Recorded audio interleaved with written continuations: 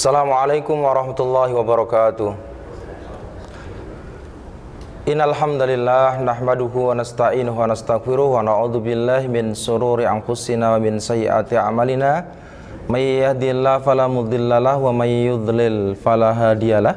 Asyhadu an la ilaha illallah wahdahu la syarikalah wa asyhadu anna Muhammadan abduhu wa rasuluhu la nabiyya wa la rasula ba'da. Allahumma shalli ala Muhammadin wa ala ali Muhammad. Qala ta'ala fil Qur'anil azim ya ayyuhalladzina amanu taqullaha haqqa tuqatih wa la tamutunna illa wa antum muslimun. Wa qala an-nabi sallallahu alaihi wasallam wa an Mughirah bin Syu'bah radhiyallahu anna Rasulullah sallallahu alaihi wasallam innallaha ta'ala harrama 'alaikum uquqal ummahat wa wa'dal banat wa mana'an wahad wa kariha lakum qila wa qala wa kasratas su'ali wa idha'atal mal. Amma ba'd. Jamaah kaum muslimin yang semoga dirahmati Allah SWT, puji serta syukur kita panjatkan kehadirat Allah SWT. Salawat serta salam kita haturkan kepada Nabi Muhammad sallallahu alaihi wasallam.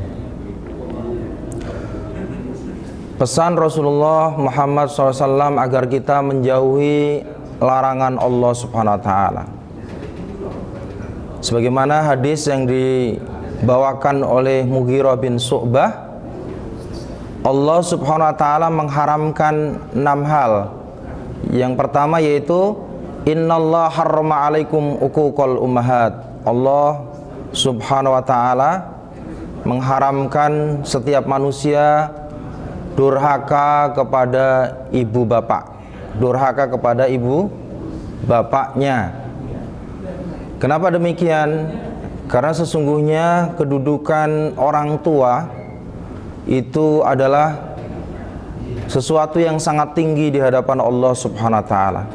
Sebagaimana yang Allah katakan, yang Allah sebutkan dalam firman-Nya, yaitu surat Al-An'am ayat 151. Marilah aku bacakan kepada kalian agar kalian yaitu beribadah hanya kepada Allah dan jangan musyrik. Dan setelah itu tidak ada lain kecuali langsung menyambung bahwasanya terhadap kedua orang tua hendaknya kalian berbuat ihsan, berbuat baik. Artinya sebaliknya jangan berlaku durhaka.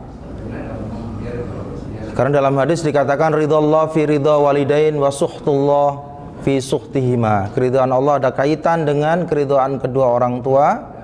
Begitu juga kemurkaan Allah atau kemarahan Allah juga ada kaitan dengan kemurkaan kedua orang tua. Untuk itu menjaga untuk senantiasa berbuat baik dan jangan durhaka kepada ibu bapak. Bahkan tidak ada satu azab yang dibalas langsung di dunia ini, melainkan di antaranya yaitu durhaka kepada kedua orang tua, kemudian berbuat zalim, baik itu aniaya diri yang berupa zina atau mendolimi orang lain. Karena doaul madlum makbulun walau kana kafiron, doa orang yang disakiti itu dikabul oleh Allah walaupun dia orang kafir sekalipun. Begitu juga orang yang memutuskan silaturahim. Jadi yang pertama tadi larangan Allah adalah jangan durhaka kepada kedua orang tua, karena kita tidak mungkin lahir kecuali penyebabnya yaitu kedua orang tua kita. Bahkan disebutkan wahnan ala wahnin wa fisaluh. Ibu kita mengandung kita dalam kondisi capek yang sangat berlebihan, letih yang sangat tidak ketulungan. Maka untuk itu tetap kita berbuat ihsan dan jangan durhaka. Kemudian yang kedua yaitu wa wa'dal banat, membunuh anak-anak. Kalau zaman dulu, zaman Fir'aun, yudzabbihuna abna'akum wa yastahyuna nisa'akum, disembelih setiap laki-laki yang lahir karena takut kerajaannya atau kekuasaannya akan tumbang, sesuai dengan mimpi yang pernah ia temukan bahwasanya kerajaannya suatu ketika akan hancur atau akan punah atau akan berganti. Dia ketakutan, maka setiap anak atau bayi laki-laki yang lahir yaitu dibunuh pada zaman Fir'aun. Sementara pada zaman jahiliyah itu sebaliknya, yaitu setiap anak perempuan yang lahir maka dibunuh. Sebagaimana Bani Tamim itu biasa mengubur anak perempuannya. Maka untuk itu jamaah semoga dimuliakan Allah Subhanahu wa taala, anak merupakan amanat.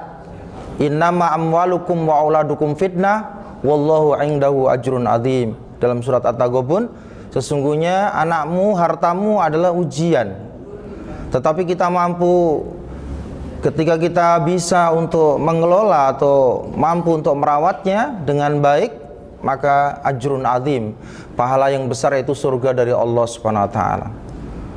Pada masa jahiliyah, anak perempuan kenapa dibunuh? Takut nanti kalau terjadi peperangan antar suku, kemudian anak perempuannya ditawan oleh musuh, maka kemudian satu suku itu tidak mampu menebusnya kembali, maka menjadi aib, maka mumpung masih kecil kemudian dibunuh. Jamaah kaum muslimin yang semoga dirahmati Allah Subhanahu wa taala, Umar bin Khattab pernah tadi dia tertawa karena tadi dia memakan Tuhannya sendiri dengan yang terbuat dari makanan, ya. Kemudian yang berikutnya, Umar juga pernah menangis disebabkan dia suatu ketika berburu, itu pada masa beliau masih jahiliyah. Dia berburu dan saat itu anaknya ikut. Ayah saya ikut sama ayah untuk ikut berburu gitu. Kemudian di tengah perjalanan anaknya menahan pipis atau kebelet pipis, sehingga dia minta untuk buang air kecil. Setelah Umar bin Khattab hendak memakaikan pakaiannya atau celananya, dia tahu kalau anaknya yaitu perempuan yang selama ini ibunya menutupinya dengan pakaian itu, sehingga dia marah dan rela mengubur hidup-hidup putrinya. Maka ketika dia timbun dengan pasir, anaknya melambaikan tangannya, ayah, tolong ayah, saya mau diapakan, sampai akhirnya tertutuplah semuanya. Sehingga ketika lihat peristiwa itu atau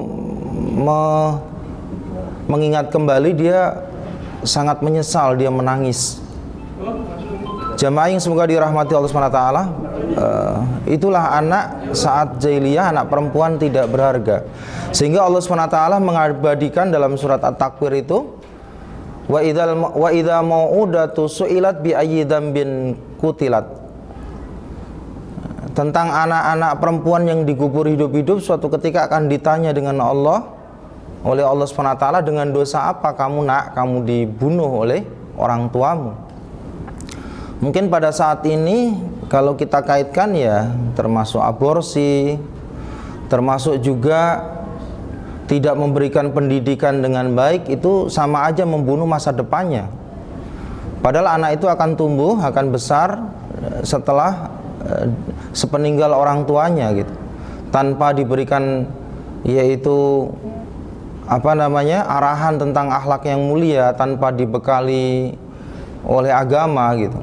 Padahal kehidupan itu tidak hanya di dunia ini, tetapi ada kehidupan yang abadi, kehidupan yang panjang nanti, yang yaitu semua memerlukan yaitu bekal, yaitu agama. Jamaah yang semoga dirahmati Allah SWT. Kemudian yang ketiga yaitu wa mana'an wahad, pelit tapi suka minta. Mana'a itu menahan, punya sendiri untuk tidak dikeluarkan. Had, dan dia mengharap punya orang lain untuk diminta atau dipakai hartanya itu. Ini merupakan perbuatan yang tidak terpuji dalam Islam, itu dilarang, yaitu orang yang suka mengharap punya orang lain sementara punya dirinya tidak dikeluarkan. Maka hendaknya kita menjadi orang yang dermawan. Bahkan ketika orang menilai sifat jahiliyah itu seakan-akan memang semuanya buruk, tetapi ada satu hal, dia mempunyai sifat jud atau dermawan, terutama terhadap tamu-tamunya. Bahkan orang Arab orang Arab jahiliyah maksudnya, itu tidak sayang-sayang kepada hartanya ketika ada tamu. Ikramu dhuyufnya itu luar biasa. Maka ini termasuk sifat yang diabadikan di dalam Islam ya. Walaupun itu orang jahiliyah melakukan itu, kemudian kita mewarisi untuk mempunyai sifat yang jud atau dermawan. Tidak hanya tempat yang dia berikan, tidak hanya makanan, sampai tamu itu mau pulang, sa'wad dihukum, aku akan hantar kamu ya, mau make lewat jalan darat, laut ataupun udara gitu, sampai segitunya untuk menservis tamunya. Wa mana'an wahad, pelit dan suka minta. Kemudian wa karihalakum kila wa qala, berikutnya yaitu orang yang banyak bicara yang tidak ada faktanya, katanya dan seterusnya. Itu termasuk dilarang di dalam Islam. Kemudian wakasrotas soal, yang kelima yaitu banyak bertanya gitu. Model pertanyaan biasanya ada 3. Yang pertama ya memang betul-betul nggak tahu, dan itu disuruh dalam Islam, fas'alu ahla dzikri in kuntum la ta'lamun. Hendaklah kamu bertanya kepada ahlinya jika kamu tidak tahu. Polos, dia pengen tahu. Kemudian pertanyaan yang kedua yaitu pertanyaan yang sifatnya itu titipan, saya disuruh orang untuk bertanya gitu. Kemudian yang ketiga yaitu pertanyaan yang sifatnya ngetes orang lain, dia mampu menjawab atau tidak. Itu tidak dibenarkan. Rasulullah katakan, halaka bani Israil kasrota masailihim wahtilafihim ala anbiyaihim. Celakanya Bani Israel yaitu mereka banyak bertanya, bahkan juga banyak bertikai, bahkan juga termasuk membunuh nabi-nabi mereka, baik itu membunuh ajarannya atau membunuh fisiknya. Nah, ini banyak bertanya ini tinggal apa niatnya, karena memang pengen tahu, mengusir kebodohan menjadi tahu, atau yaitu pertanyaan yang negatif, mengetes orang dan seterusnya. Kemudian yang terakhir yaitu wa idha'atal mal, atau menyia-nyiakan harta.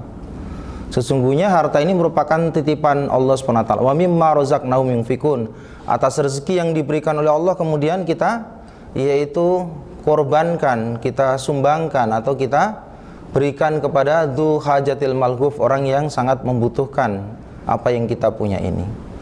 Termasuk Rasulullah SAW mengatakan wahyarukum khiyarukum li ahli, sebaik-baik kamu adalah orang yang terbaik perilakunya kepada keluarganya, untuk memberikan terutama yaitu rizkinya, tidak pelit kepada keluarganya. Dan akulah manusia yang terbaik kepada keluargaku, begitu kata Rasulullah SAW. Karena ternyata kita dengan keluarga kita itu akan menyatu kembali, tidak hanya di dunia kita ini berkeluarga, tapi antum wa azwajukum, kamu dan anak istrimu kalau sama-sama beriman kepada Allah SWT, maka akan mampu kembali sekeluarga itu menepati surganya Allah SWT. Jamaah yang semoga dirahmati Allah SWT, segenap kaum muslimin, dapat disimpulkan yang pertama larangannya yaitu untuk tidak durhaka kepada kedua orang tua kita. Yang kedua tidak membunuh anak. Kalau zaman dulu memang secara fisik, tapi pada hari ini yaitu tidak disekolahkan, tidak dipesantrenkan, tidak diajarkan akhlak yang mulia, sama aja dia, yaitu anak itu sama seperti kita. Yang ketiga yaitu pelit tapi suka minta. Kemudian yang keempat yaitu suka berkata tanpa dasar ya, kabar burung dan seterusnya, kemudian sudah disebar-sebarkan. Yang kelima yaitu banyak bertanya tapi sekedar, contohnya ketika orang bertanya tentang agama, kemudian orang itu mengatakan saya sekedar bertanya kok, ya kan, itu tidak dibenarkan. Tetapi ketika kita bertanya memang kita butuh dengan jawaban itu, kemudian kita praktekkan. Dan yang terakhir yaitu menyia-nyiakan harta, karena sesungguhnya Allah akan menanyakan kembali tentang harta itu. Subhanakallahumma bihamdika asyhadu an la ilaha illa anta astaghfiruka wa atubu ilaik. Wassalamualaikum warahmatullahi wabarakatuh.